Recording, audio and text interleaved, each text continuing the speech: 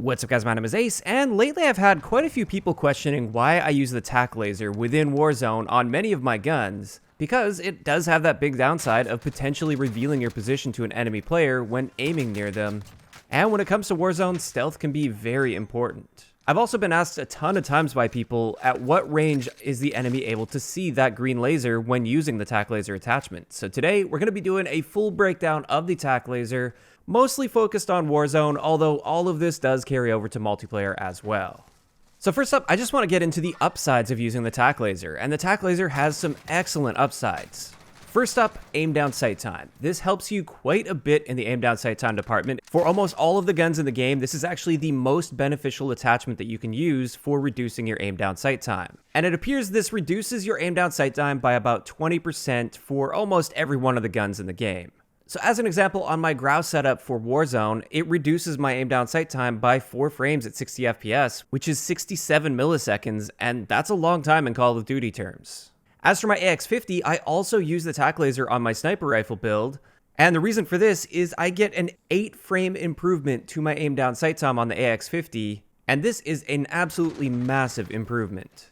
So even just that first upside is huge for the Tac Laser, although it has a couple other upsides. The next one is your aiming stability, and this is really important for those long-range situations when you're trying to line up a shot.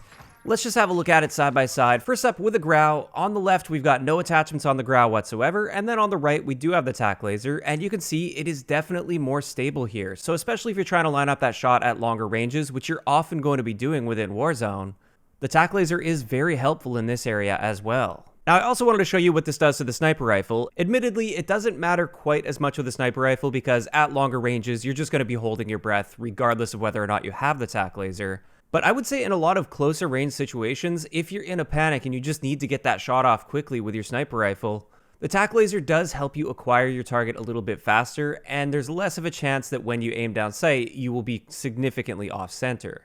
On top of this, I find it just makes it much more comfortable to be scanning areas with a scope in those situations where you're not going to be holding your breath. Like if you're just kind of scanning around a tree line to see if somebody's there, you're just not going to be swaying all over the place like you would be if you didn't have that Tac Laser. But like I said, in most situations with a sniper rifle, it doesn't really make that much of a difference. It's mainly the aim down sight benefit that we're looking for. But on top of this, there is one last benefit to the Tac Laser, and this is it improves your stability while walking and aiming down sight. So once again, we'll just have a look at the side-by-side here with the Grau, and you can see it is more stable here, which is nice, especially if you're strafing side to side in a gunfight. This is great to help you stay on target a little bit more effectively. And with the sniper rifle, you can also see that there. It is definitely better in this area. When it comes to that upside, though, that is fairly situational, and it's not nearly as important as the previous two upsides. But overall, it looks like this attachment is just made for Warzone. It's excellent for this because being able to snap onto target is obviously very important, but also having that aiming stability is great for longer range situations, which are quite frequent in Warzone. But having said that, a lot of people are really hesitant to use the Tac Laser because it can give away your position to an enemy player if you aim down sight near them. And with this, I have mentioned this in the past, this green laser while using Tac Laser only appears while aiming down sight. So for anybody worried that they're going to be seeing your laser all the time, just know that you have full control over whether or not your laser is visible. If you're not aiming down sight, there is no laser at all. It only turns on while aiming down sight. On top of that, there's a really interesting behavior with the Tac Laser that a lot of people aren't aware of, and this is really important to point out. From your perspective, that laser goes directly towards where your aim is, right on the middle of the screen, and it doesn't really move much at all. It's a straight up laser beam. However, on everybody else's screen, what they see is the laser from the third-person character model's perspective. So your character model is always moving around a little bit. There's a little bit of animation to them to make things look a little bit more realistic. And with every movement your third-person character model makes, the laser actually follows that. What this means is even though it looks like that laser is dead accurate when you're aiming down sight, for the enemy players, it's swaying all over the place, especially as you get farther and farther away from the enemy player. That laser is going to be swaying all over for them. And this is important for a couple reasons. The first reason is something that a lot of people do, myself included with a Tac Laser, is if an enemy is around a corner and I know that and I want to pre-aim them, instead of aiming through that doorway or around that corner where I would expect that enemy to come out, I actually aim at the wall next to it so that the enemy doesn't see my laser going past that corner. It turns out, especially at the longer ranges, this isn't really going to be helping you that much unless you're aiming really far over away from that gap, which at that point you might as well just not be aiming down sight. So that is something you definitely need to be aware of as somebody using the Tac Laser.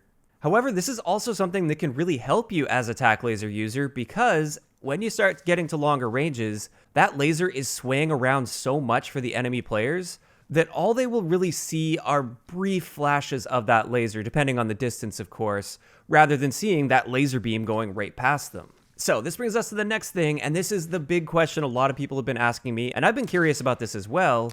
At what distance are the enemy players able to see that laser? Like if you're using a laser on a sniper rifle, for instance, and you want to try and snipe somebody at 150 meters, will they be seeing that laser right next to them, and will it tip them off to your position? Well, the answer to that is no. No, they're not going to be seeing you at that sort of a range. I did a little bit of testing here to test out the distances, and the range at which I was first able to see the laser was about 70 meters or so.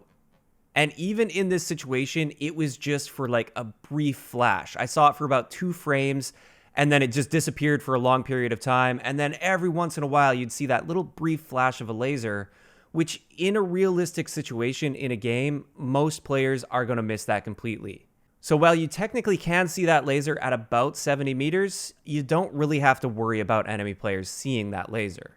Now you can see as we got a little bit closer to each other here, the laser will pop up for the enemy player more frequently as you get closer. And based on my testing, it's right around that 35 meter mark where it starts to become quite consistent, where the enemy will be able to see that laser, assuming you're aiming directly at them. So as a result, this is just something to always keep in mind if you are using a Tac Laser. If the enemy is within 35 meters or so, you don't want to be just sitting there aiming down sight at them for a long period of time if they're currently unaware of your presence, which I don't know why you would do that anyways. Generally, if you're within 35 meters, you're taking that shot, and therefore you just aim down sight and start shooting them as quickly as possible. So basically for me, the only real downside to using that Tac Laser is going to be in situations where you're actually inside the same building as another player. First reason for that is the lighting. It's a lot easier to see the lasers when you're in a dark environment versus an open, sunny environment, which is the rest of the map.